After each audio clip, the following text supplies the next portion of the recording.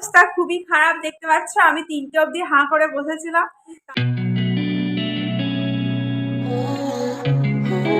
Hello, good morning, সবাই কেমন আছো? Welcome back to my channel Isha's ডায়েরির নতুন পাতায় তোমাদের সকলকে আরও একবার সুস্বাগতম জানাই। আজকে ট্যুর থেকে আসার পর আমি সকাল সকাল লেগে গেছি ডিপ ক্লিনিং করতে।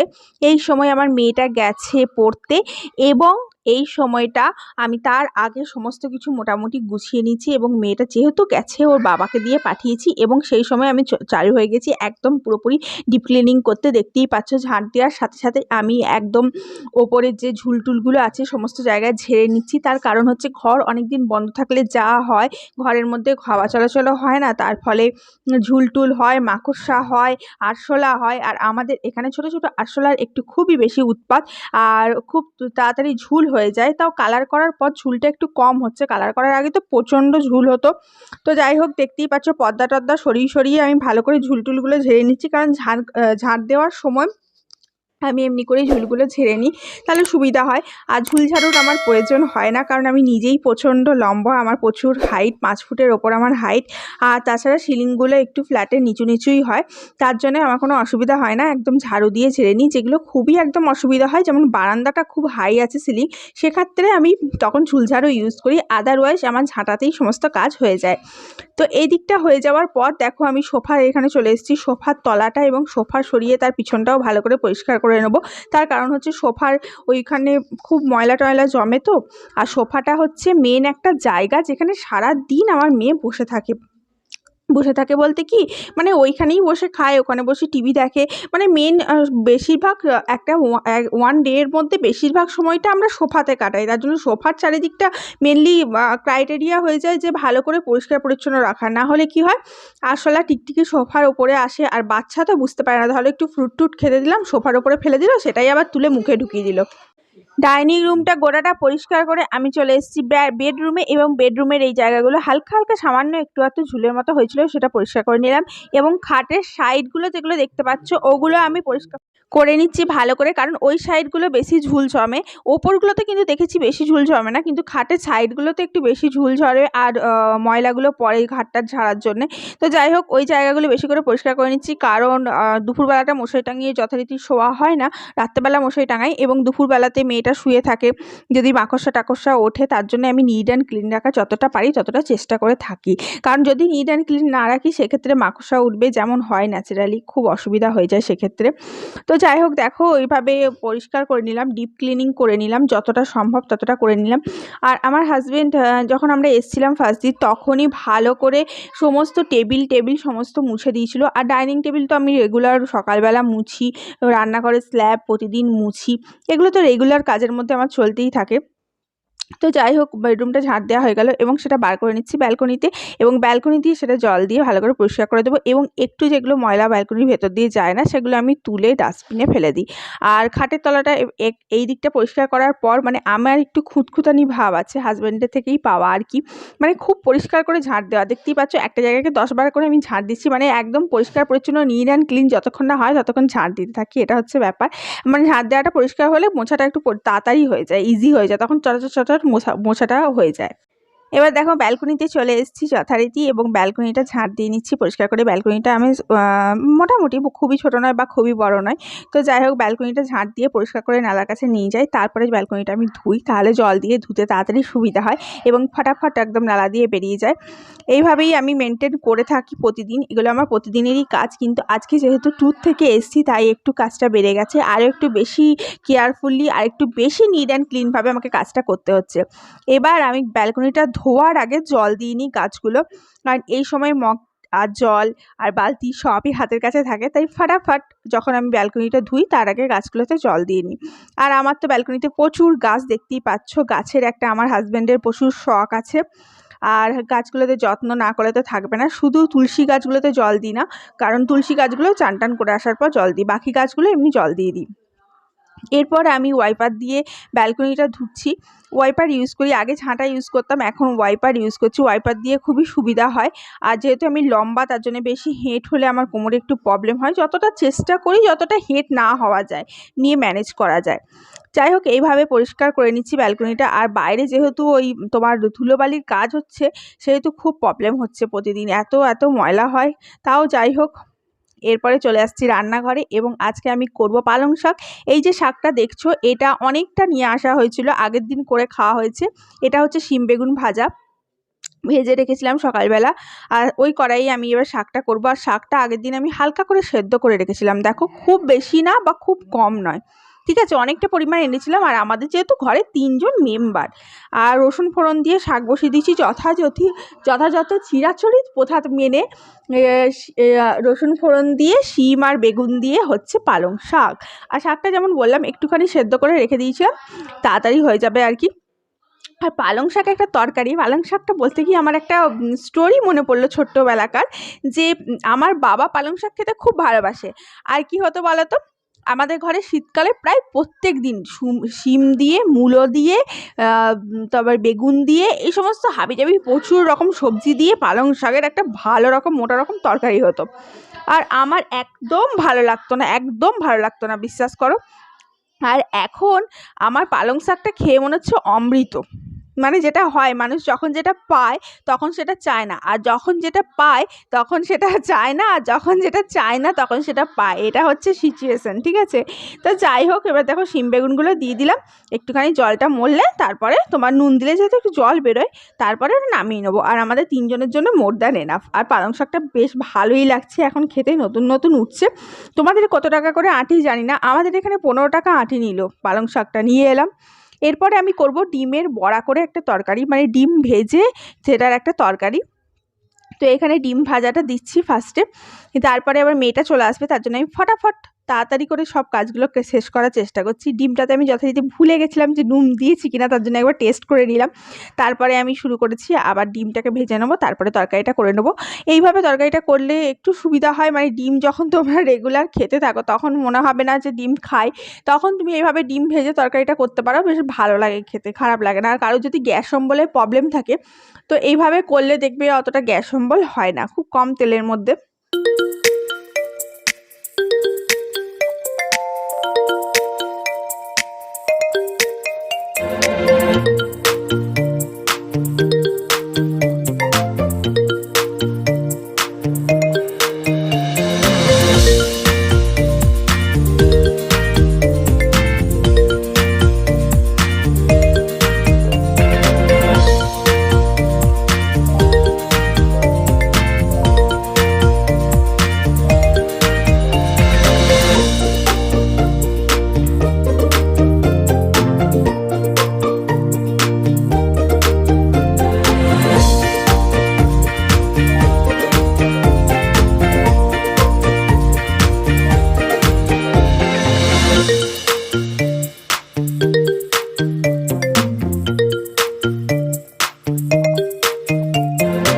ডিমের তরকারি করার জন্য ওখানে পেস্টটা রেডি করছি, যেখানে পেঁয়াজ আছে, টমেটো আছে, আদা আছে, রসুন আছে। রসুনটা থেতো করে দিয়ে দিলাম, কাঁচা লঙ্কাগুলো গোটা গোটা ফেলবো যেহেতু মেয়ে তরকারিটা খাবে।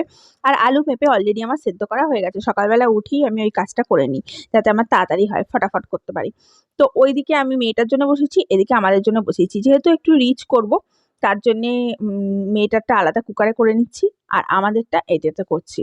আর তেজপাতা এই সমস্ত মানে সব ইয়েগুলো, মশলাগুলো আমি খুব ইউজ করি, ঠিক আছে, মানে জিরে বলো, তেজপাতা বলো, এই সমস্ত জিনিসগুলো, এগুলো শরীরের জন্য এমনিতেই খুব ভালো, আর বাচ্চাদের জন্যও ভালো, তার জন্য। এর মধ্যে হলদি দিয়ে দিলাম, দেখতেই পাচ্ছ যে চিনি দিলাম, হলদি দিলাম। আর ওইদিকে মেটারটা বসাবো, জলটা শুকাচ্ছি, তার মধ্যে 1 ডসন তেল দিয়ে জাস্ট মেটারটা করব কম কম তেলের মধ্যে আর কি, যাতে শরীরটা ভালো থাকে। ওর মধ্যেও সেম তেজপাতা যাচ্ছে। আর এই যে পেস্টটা করলাম, এই পেস্টটাই আমি সামান্য মেটারটাতে ইউজ করব, আর বাকিটা আমাদেরটাতে ইউজ করে রান্নাটা কমপ্লিট করে নেবো। কারণ এই পেস্টটাতে লঙ্কা যেহেতু দিইনি, তার জন্য মেটারটা ইউজ করব। আগেও বললাম এটার মধ্যে টমেটো, পেঁয়াজ, রসুন, আদা সমস্তই দেওয়া আছে। আর আমরাও খুব যে বেশি খাই তার জন্য নয়, তার জন্যে খুব সামান্য একটু দিয়ে মেটারটাও ইউজ করে নেবো। দেখতেই পাচ্ছ সামান্য একটু দিলাম মেটারটাতে, আর বাকিটা আমাদেরটাতে দিয়ে করে নেবো। সেম জিনিস, মেয়েকে মাছ করে দেবো, ফিশ করে দেবো, আর আমরা খাবো এগ। মেয়েটা এগ খেতে চাইছে না, আর আমার হাজব্যান্ড বলছে আমি এখন এগ খাবো, তাই দুজনের দুদিকে দুরকম রান্না আমাকে করতে হচ্ছে। আর মেয়েটা যেহেতু খুব কম মশলা, তার জন্য একটু জল দিয়ে আমি ওটাকে করছি। তার কারণ হচ্ছে একটু জল দিয়ে যদি না করি তাহলে মশলাটা তলায় ধরে যাবে।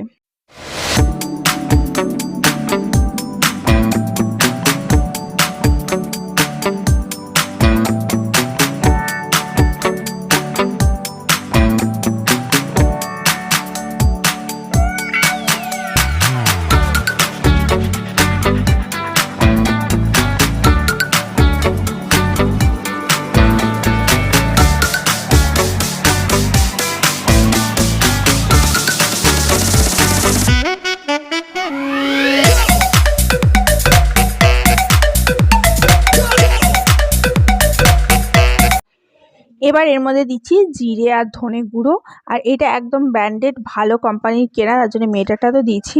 আর পেঁপে আর আলু দিচ্ছি মেটারটাতে, আর আমাদেরটাতে দেবো শুধু আলু। মেয়েকে আমি পেঁপেটা প্রায় প্রতিদিনই ডায়েটে রাখার চেষ্টা করি, যেহেতু ওর কোষ্ঠকাঠিন্যের একটু ধাত আছে। আর পেঁপেটা অবভিয়াসলি সবজি হিসেবে খুবই ভালো। আর পেঁপে খেলে সব দিকেই ভালো হয়, কোনো দিকে খারাপ হয় না। তো ছোটো থেকেই ওকে পেঁপেটা একদম অভ্যেস করা হয়েছে, পেঁপে দিয়ে করি। আর এদিকে আমাদেরটা করেছি আলুগুলো একদমই গোটা গোটা সেদ্ধ করে নিয়েছিলাম তাড়াহুড়োর জন্যে, এবং সেটা আমি ওই হাতা দিয়ে, যেটা দিয়ে করছি রান্না, ছান্তা দিয়ে, সেটা দিয়ে কেটে নিচ্ছি টুকরো টুকরো করে, এবং সেটা দিয়ে আমি রান্নাটা খেয়ে নেবো। তো একটা তরকারি করেছিলাম, আর পালং শাকের তরকারি করেছিলাম, দুটো তরকারি করেছিলাম। তারপরে মা পাঠালো এক গাদা রান্না।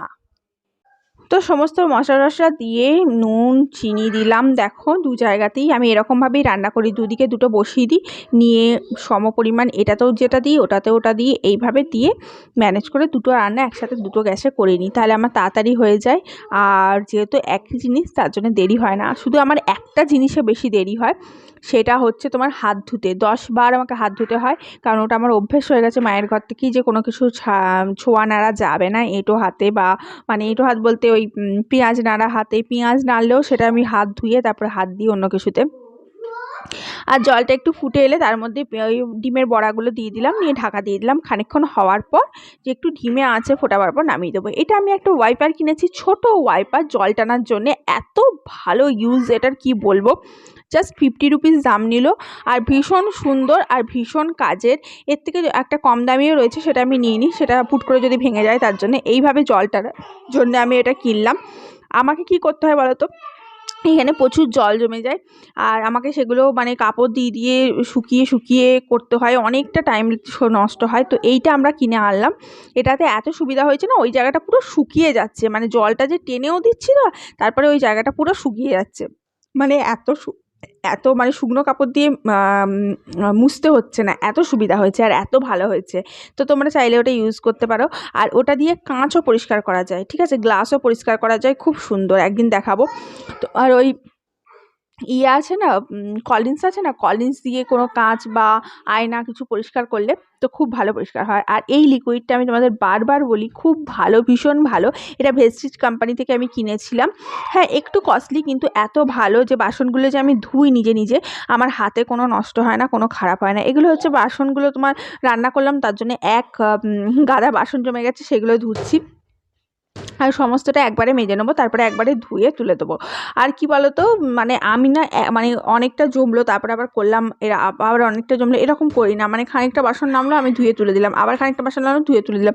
তার জন্য কি হয় গো, রাত্রেবেলা যখন যাই, রাত্রেবেলা যখন খাই, খাওয়ার পরে ওই দুটো থালা দুটো বাটি এই কটাই থাকে, তার আগে আমি সমস্তটা ধুয়ে তুলে দিই।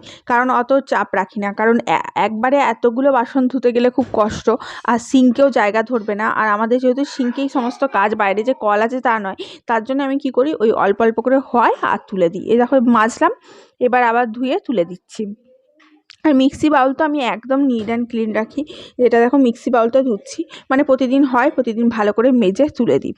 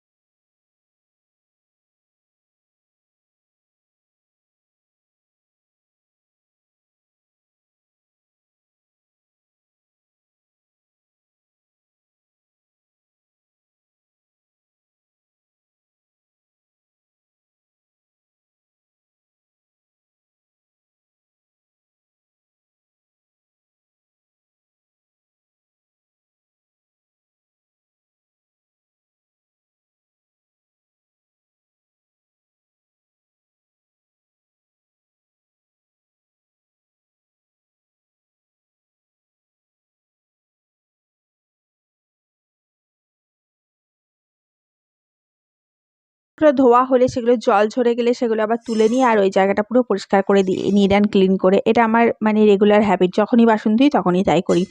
আর এটা দেখো তরকারিটা পুরোপুরি তৈরি হয়েই গেছে, তাই তোমাদের একবার লুক দিয়ে দিলাম। খুবই সুন্দর। আর কাঁচা লঙ্কাগুলো আমি এইভাবে ফেলে দিই, কারণ যাতে ঝাল না হয়, যাতে মেয়েকে প্রোভাইড করতে পারি তার জন্য। কখনো সকালে যদি ওরটা না খেলেও আমাদেরটা খেতে ইচ্ছা করলো বা জিদ করলো, তার জন্য আমি সমস্ত রকমভাবে আর কি তৈরি থাকি, যাতে কোনো রকম অসুবিধা না হয়। আর যেমন বললাম, বাসন যেমন আমার ধোয়া হয়ে গেল, ওগুলো জল ঝরার জন্য রেখেছিলাম, জল ঝরে গেল। এবার প্রত্যেকটা বাসন আমি আস্তে আস্তে তুলে দিচ্ছি সাইডে, ওই সাইডে তুলে দিচ্ছি, কারণ এই সাইডটা বেশি ইউজ হয়, ওই সাইডটা বেশি ইউজ হয় না। তারপরে এই জায়গাটার পুরো ওই ওয়াইপার দিয়ে পুরো জলটা পুরো পরিষ্কার করে দেবো আর পুরো শুকনো করে নেবো, তাহলে পরের জন্য আবার সুবিধা হবে ওখানে খাবার বাড়া। কারণ আমাকে সমস্তটাই সিঙ্কের ওপরে করতে হয়, নিচে আমি কিছু করি না, তাও শুধুমাত্র আমার মেয়ের জন্য। দেখো পুরো জলটা এখনও পাস করছি, দেখো একদম পুরো শুকনো হয়ে যাচ্ছে, দেখেছো? মানে কাপড় আমাকে ইউজই করতে হয় না, এত সুন্দর হয়েছে এটা। মানে আমি খুব স্যাটিসফাই এটা ইউজ করে। তো যাই হোক, রান্নাবান্না আমার সমস্ত কমপ্লিট হয়ে গেল। মেয়ে আসার আগে এবার ঝটপট করে ঘরটা মুছে নিয়ে আমি স্নান করতে চলে যাব। আর এই যে ঘর মুছতে লেগেছি দেখতেই পাচ্ছ, আর এটা আমাদের নতুন কেনা হয়েছে। এটার মধ্যে আমি ইউজ করি সামান্য একটু সার্ফ আর সামান্য একটু ফিনাইল, তারপরে এটা দিয়ে আমি পরিষ্কার পরিচ্ছন্ন করে ঘরটা মুছে নিই। যেমন ডিপ ক্লিনিং করেছি, ভালো করেই বুঝতে পারছো, মানে তোমার ঝুল টুল ভালো করে ঝাড়া হয়েছে। এবার ঘরটা পরিষ্কার করে ফিনাইল টিনাইল দিয়ে না মুছলে তোমার অনেক কীটাণু বা মাকড়সা টাকড়সা চলেছে, তার জন্য পরিষ্কার করে মোছা এটা হচ্ছে মেন নিড হয়ে যায়। আর এই যে এইটা দিয়ে ইউজ করে আমি ঘর মুছছি, এটা খুবই ইজি হয়ে গেছে তোমার, মানে একদম শুকনো করে আর সুন্দরভাবে ঘর মোছা যায়, আর খুব তাড়াতাড়ি ঘর মোছা যায়। আর যেহেতু হাতে করে নিংড়াতে হয় না, তাই একটা খুব সুবিধা। তো যাই হোক, খাটের তলা থেকে আরম্ভ করে আর দরজার ফাঁক থেকে আরম্ভ করে, সোফার তলা থেকে আরম্ভ করে, সোফার পিছন থেকে আরম্ভ করে সমস্ত জায়গাটা আমি নিট অ্যান্ড ক্লিন করে ঝাড়াপাট মুছে চান করতে চলে যাব। দেখতেই পাচ্ছ এখন খাটের তলাটা মুছছি পরিষ্কার করে। আর আমি রেগুলার বেসিসেই মুছতে থাকি, মানে কোনো রকম নোংরা রাখি না, চেষ্টা করি না রাখার, তার জন্য রেগুলার বেসিসেই এরকম মুছতে থাকি। আর এখন যেহেতু বাইরে থেকে এসেছি, হয়তো আরও নিট হয়ে যায়, যেমন বলছি তোমাদের।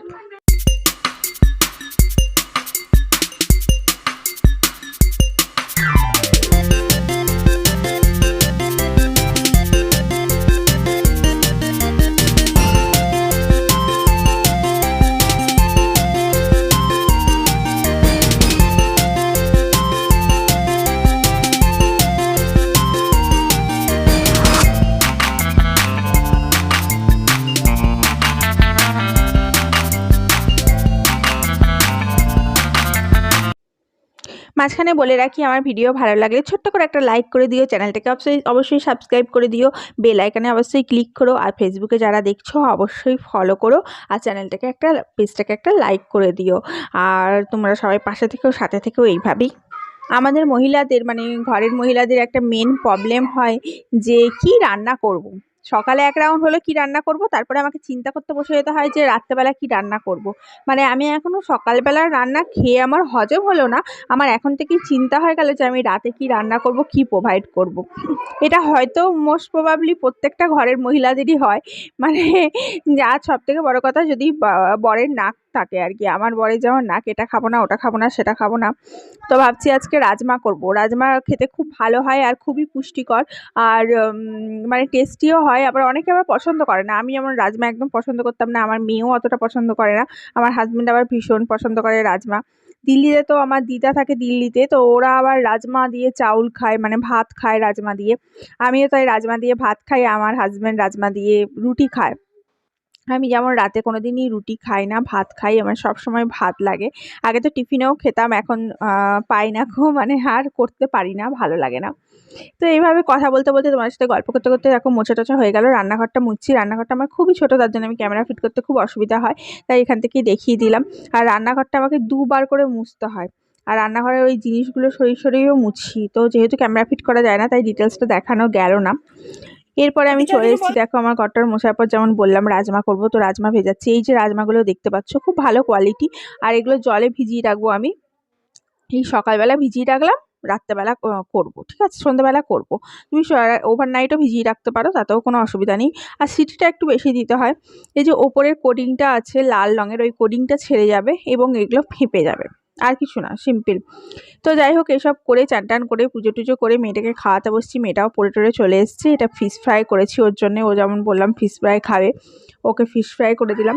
ও এটা খেতে খেতে আমি ওকে ভাত খাইয়ে দেবো। আমাদের দুপুরের মেনু পালং শাক করেছিলাম, এটা হচ্ছে আলু পোস্ত, আমার মা পাঠিয়েছে। আলু ভাতে বড়া ভাজা আমি একটা নিচে বাকি রেখে দিয়েছি, 3টে বেজে গেছে তার জন্য।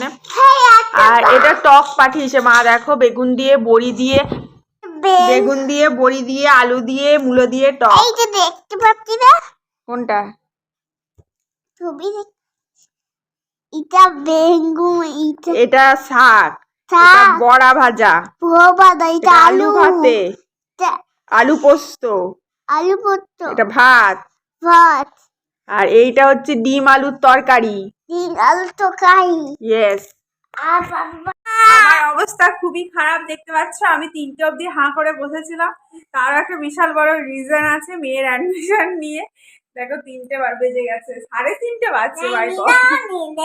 3টে অবধি হাঁ করে বসছিলাম, কিচ্ছু করিনি। আমার ভালো লাগছে না আজকে, কিচ্ছু ভালো লাগছে না, মনে হচ্ছে পাগল পাগল লাগছে। দেখো তার উপর আমার চুল ফুল ছাড়ছে।